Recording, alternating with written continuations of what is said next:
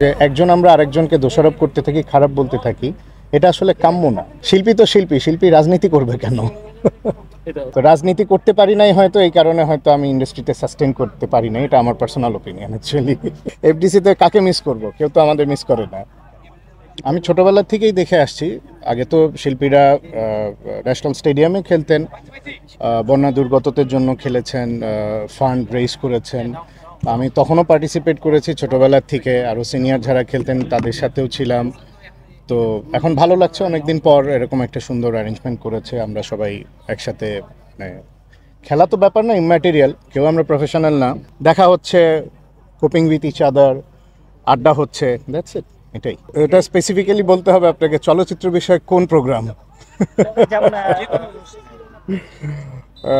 না, actually neutral meet up, hang around করার জন্য, আমরা আর্টিস্টদের নিজেদের সাথে সময় কাটাবার জন্য এরকম প্রোগ্রাম হলে যাই। বাট স্পেসিফিক্যালি যেগুলো আপনি হয়তো জানি না কোনটা বলছেন, যেগুলো থেকে আন্তরিকভাবে মেশা যায়, এনজয় করা যায়, ওগুলো অ্যাটেন্ড করি ডেফিনেটলি। পারিবারিক ব্যবসা আছে, ওটাই কন্টিনিউ করছি। সিনেমা আসার আগেও ব্যবসা করতাম, সেটাই করছি। এখন যে সিনেমাগুলো হচ্ছে ভাই, এগুলো দেখা হয় কিনা? এইবার ঈদে কিন্তু প্রায় 11টি সিনেমা মুক্তি পেয়েছে, রেকর্ড সংখ্যক গত কয়েক বছরে। দেখা হয় কিনা? না, সিনেমা খুব একটা দেখা হয় না, হলে যাওয়া হয় না সত্যি বলতে। বাট আমি থ্যাঙ্কস জানাই এরকম মার্কেটে, এইরকম একটা পজিশনে যে প্রডিউসাররা ছবি বানাচ্ছেন, যে ডিরেক্টররা এগিয়ে এসে ছবি বানাচ্ছেন, এটা অনেক দুঃসাহসিক ব্যাপার। ওদেরকে থ্যাঙ্কস দিতে হয়, ওদের সাহসের প্রেইজ করতে হয়, because they are coming forward. যে এরকম একটা লস জেনেও এসে ছবি বানাচ্ছেন, ছবি প্রেজেন্ট করছেন। আরও থ্যাঙ্কস দিতে হয় যারা অডিয়েন্সরা গিয়ে ছবি দেখছেন এখনও, যাদের জন্য বানানো হচ্ছে। এটাই তো অনেক, এখন তো হল সংখ্যা নাই। আমি ট্রেন্ড আপ হয়ে এসেছি, অনেক অ্যাসিস্ট্যান্ট ডিরেক্টরের কাজ করেছি, প্রোডাকশানে কাজ করেছি, অ্যাক্টিংয়ের জন্য কাজ করেছি। একটা আর্টিস্টের আসলে স্কিল ডেভেলপ হতে একটু টাইম লাগে। তো আমি যে টাইমে অ্যাকচুয়ালি ডেভেলপ করে একটা ম্যাচুরিটি জায়গায় এসেছি, তখন কিন্তু আমাদের দেশে সিনেমা হল অলমোস্ট বন্ধ হয়ে গেছে। আমি যখন শুরু করেছিলাম তখন 100-150 সিনেমা হল ছিল। ঈদ দেখে রিলিজ হয়নি আমাদের কোনো ছবি, স্পেশালি আমারগুলো নর্মাল টাইমে রিলিজ হতো এবং টাকা উঠিয়ে আনা সম্ভব হতো। কিছু ছবি লস হতো, কিছু ছবি লাভ হতো। আর বেসিক্যালি শিল্পী হতে হলে শৈল্পিক জিনিস শিখে আসতে হয়। আমি তো রাজনীতি শিখে আসি নাই, তো রাজনীতি করতে পারি নাই হয়তো, এই কারণে হয়তো আমি ইন্ডাস্ট্রিতে সাস্টেন করতে পারি না। এটা আমার পার্সোনাল ওপিনিয়ন অ্যাকচুয়ালি। আপনি মিস করেন কিনা নিজেকে? অ্যাক্টর সম্রাটকে মিস করেন?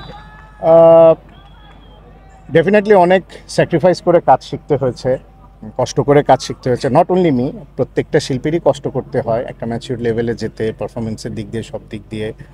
হ্যাঁ, একটা সময় গেছে আমার জীবনের, একটা মানে একটা প্রমিনেন্ট টাইম আমার চলে গেছে ওখানে। ডেফিনেটলি কাজের টাইম মিস করি, আমার কলিগদের মিস করি স্পেশালি। ওটা একটা ডিফারেন্ট লাইফ। এফডিসি আমাদের মিস করে কিনা এটা রিফ্রেশ করা উচিত অ্যাকচুয়ালি। আমি মনে করি এফডিসিতে কাকে মিস করব? কেউ তো আমাদের মিস করে না। আমরা যাদেরকে দেখে বড় হয়েছি, যাদের সাথে কাজ করেছি, তারা অনেকেই নাই, গত হয়ে গেছেন, অনেকে মারা গেছেন, অনেকে প্রফেশন ছেড়ে চলে গেছেন। এখন যারা এফডিসিতে আছেন ওদের সাথে আমাদের কখনো ওঠা বসা ছিল না, বা এরকম কানেক্টিভিটি ছিল না। সো ওই মিউচুয়াল আন্ডারস্ট্যান্ডিং বলেন বা বন্ডিং বলেন, ওই জিনিসটা নাই। সো তারাও অ্যাকচুয়ালি আমাদের সাথে ওইভাবে কানেক্টেড না, আমরাও বা স্পেশালি আমিও ওইভাবে কানেক্টেড না। এই জন্য একটা গ্যাপ হয়ে গেছে।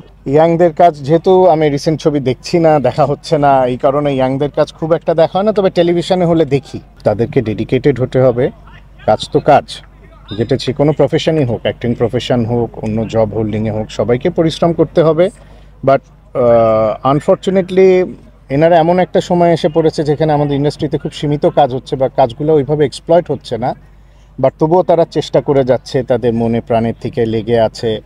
আজকেই যারা আমার সাথে, আমি যাদের সাথে খেলছি, কয়েকজন বাদে বাকি সবাই নতুন, এবং তারা কাজ করছে, তাদের প্রিপারেশন ভালো, চেষ্টা করে যাচ্ছে।